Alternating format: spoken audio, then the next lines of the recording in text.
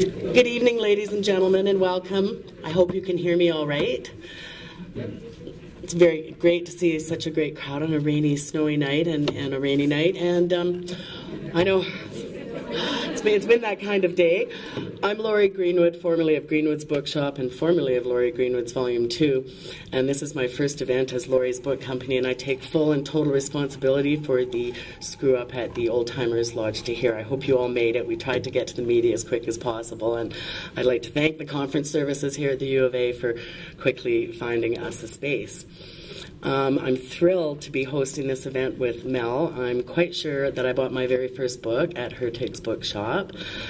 I loved Hertig Publisher. Mel just reminded me that 30 years ago I went to see him at Hertig Publishers to ask his advice on whether I should become a bookseller or not.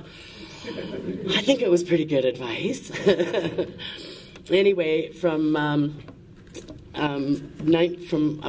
that, he went on to be a wonderful publisher and one of my favorite publishers, not only because of the Canadian contact of Hertig books, but also very much the Alberta. And I think obviously you can see how very staunchly proud of Canada Mel is, and that's why he writes about it.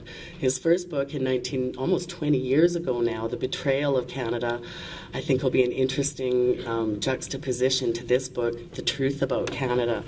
I love the subtitle, some important, some astonishing, and some truly appalling things all Canadians should know about our country. And I have to say, this is absolutely true. Mel has really contributed so much to this country that actually at this point I would also like to mention the third annual Hertig Lecture will be taking place this fall here in Edmonton. On October 1st, Margaret Atwood will be speaking at the Winspear Centre. If you did not get these, there were several put out. It is put out through the U of A here and the Faculty of Arts.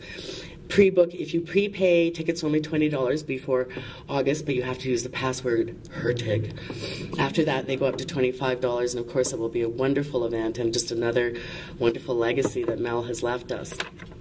I've read this book through, and boy, there are some truly appalling things in it.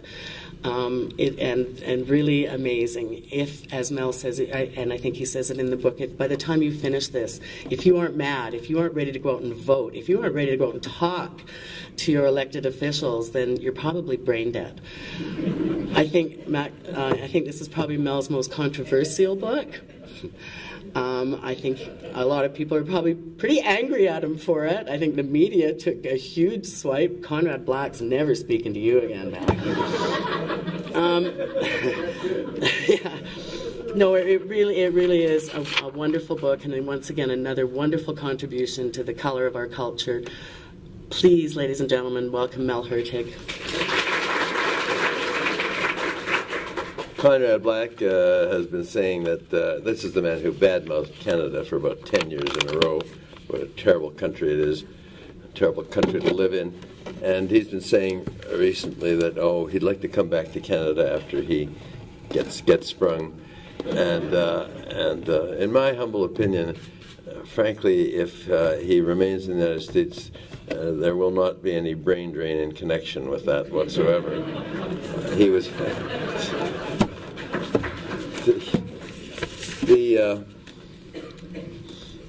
the story.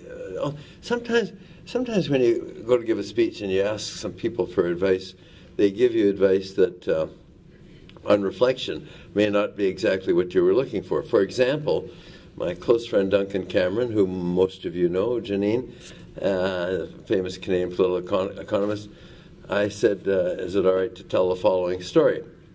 And I told him the story of Barack Obama standing on a lawn and looking down, and he's got a big frown on his face, and he's saying, that's the first thing that's got to go. And he's pointing to a sign that says, White House. And my friend Duncan said, you can't use that story. That's a racist story. I said, I don't think so, but so I decided not to use it. Then I got this scary email, which I read several times. I looked at it, and I read it, and it was addressed to dear friends and relatives, I just read an article on the dangers of drinking, and it scared the heck out of me. So I read it 2 or 3 times, underlined it in yellow, read it again, and I decided, well, okay, that's it. Starting tomorrow morning, no more reading.